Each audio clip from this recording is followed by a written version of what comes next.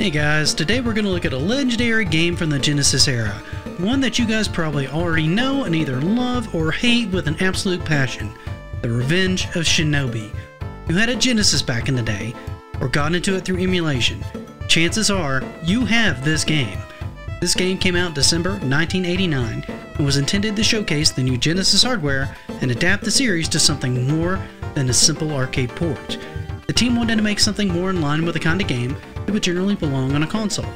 To that end, they wanted to build more of a story around the main character and make the game more accessible to the player. See, the original Shinobi was actually designed for an average of 3 minutes of play time per quarter. In this case, they decided to bring a few things that would make the game challenging but approachable, so the first thing that they added was a life bar. This allowed the player to take more than one hit and not die, unlike the arcade version. Another thing that was added was a story. And while not completely alien for most of the arcade games, it was a bit of a rarity. The team therefore decided to step up with an overarching story for the main character to that end. The next and main thing that they wanted to do was to make this game appeal more towards a Western audience. This was something that was really rare for a Japanese company at the time. They already knew that ninjas were popular in the Western states, so they wanted to capitalize on that. So Ohama, along with the lead designer Moriyama, who shared his vision, began binging Western ninja movies, which were far different and more action-focused than their Japanese counterparts. While Japanese ninja films focused on stealth, martial arts, and assassination, American films were focused more on the action side and the mystical powers with very little in the way of stealth. They decided then that they wanted to make a more action-focused platformer game and began working on the mechanics and story that would enhance that particular experience. The story they came up with follows Joe Musashi as he goes on his quest to avenge his clan and rescue his bride Naoko. Having reached his clan too late, Joe holds his dying master in his arms and learns about Neo-Zed's plot, then decides to take his revenge on the organization and try to save Naoko before it's too late. This allowed them a setting that would take the main character from Japan all the way to New York and into the Neo-Zed stronghold before fighting the main boss. It gave the designers freedom to radically alter the look of each stage to resemble different areas of the world. In my opinion, this worked really well. It helped tell the story in a very visual and tangible way and forced the player to adapt to new environments with their own hazards. Japan would have trapdoors and samurai, while Detroit would have gunners and people with blowtorches in a junkyard setting. On top of that, each stage was designed to start preparing the player for the subsequent stage, making the curve more manageable, as well as manageable for Revenge of Shinobi gets, that is. Oh, interesting bit of trivia.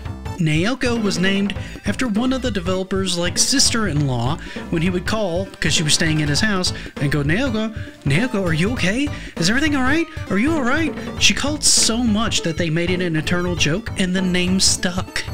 A lot of the time in the early development was focused around making sure that the main character was balanced just right control-wise. Ohaba said that in a 2D action game, jumping is really important. And I thought adding a variety of different kinds of jumps that you could do would lend some depth to the gameplay. The somersault jump was something that I therefore knew I wanted from the beginning. He went on to say, of course, without levels designed to take advantage of it, having a new jump is meaningless on its own. So we came up with the idea of using the somersault jump to switch between the foreground and background layers. In other words, while all 2D games use dimensions of width and height, with this I wanted to add a third dimension, depth. This was one of the first times this kind of mechanic had been used in a game. Few others would go on to use it, like Castlevania 4 and Super Mario World to name a few. I can state from experience that Revenge of Shinobi is one of the most unique and sometimes infuriating jump mechanics ever put in a video game, as it can actually take you literal hours of gameplay, if you're bad like me, to get your head around how to reliably manage not only the height of your jump, but master the timing for the somersault mechanic, which is absolutely required to complete the game. They also added a number of other things that, according to Ohaba, the lead designer, were meant to make things more approachable. The first was fire shurikens. These were really designed as the first line of defense for the player and are indicated by a POW block and pretty frequent along the stages. The second in the line of defense was Ninjutsus.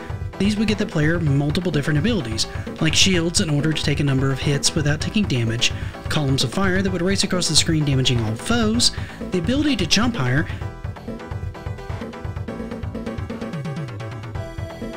and the final most devastating ability he has, the ability to utterly destroy himself, sacrificing one of his lives in order to do massive damage to a foe or number of foes.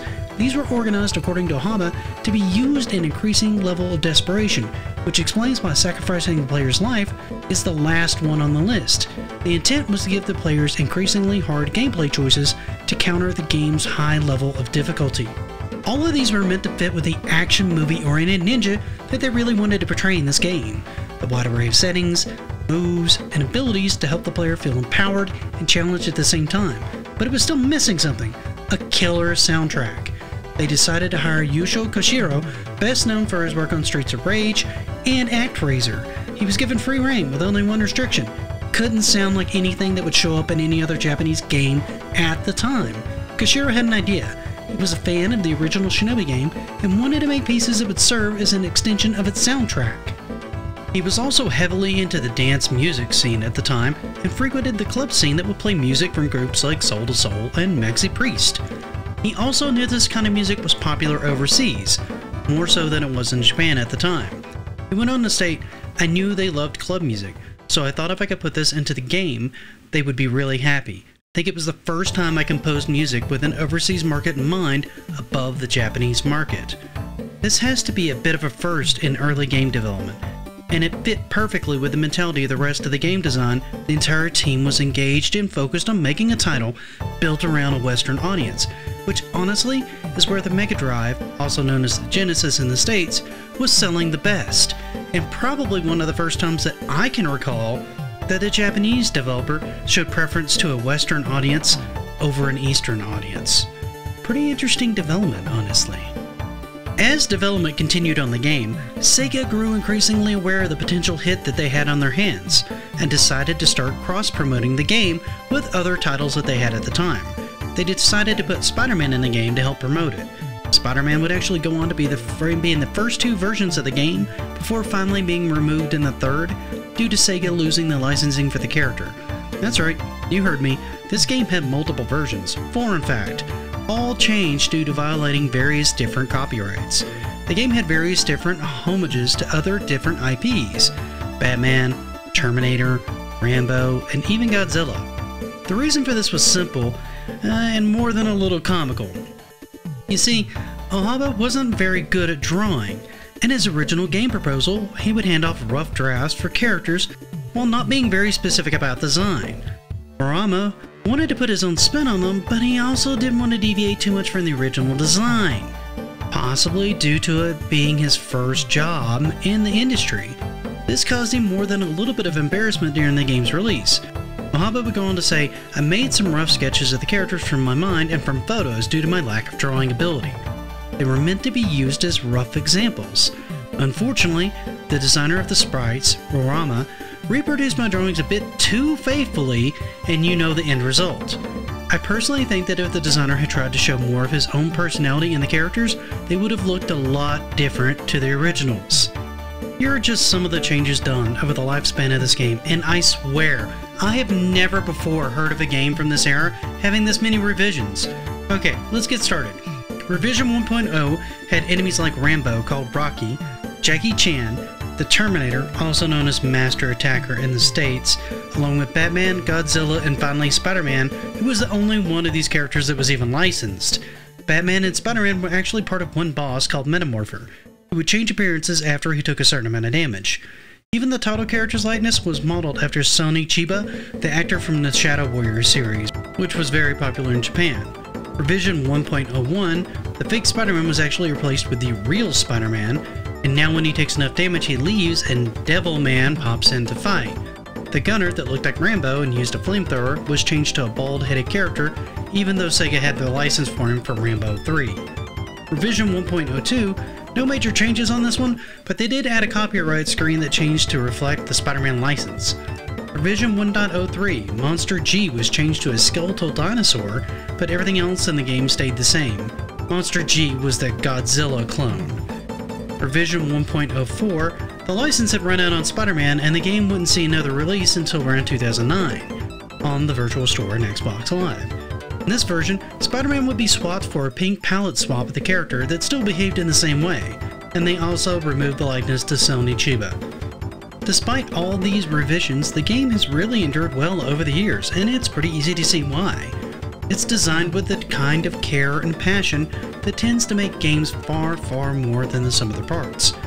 Dedicated and enthusiastic staff, they managed to pull off a game that's been a fan favorite ever since, particularly in the West. But how do you guys feel about Revenge of Shinobi? Is it a go-to for you, or is it one of those that you tried and found too hard? Let me know what you guys think in the comments. By the way, if you like this video, how about giving me a like? While you're there, hit that subscribe button and the notify bell so you don't miss any of my content. And until next time, happy gaming!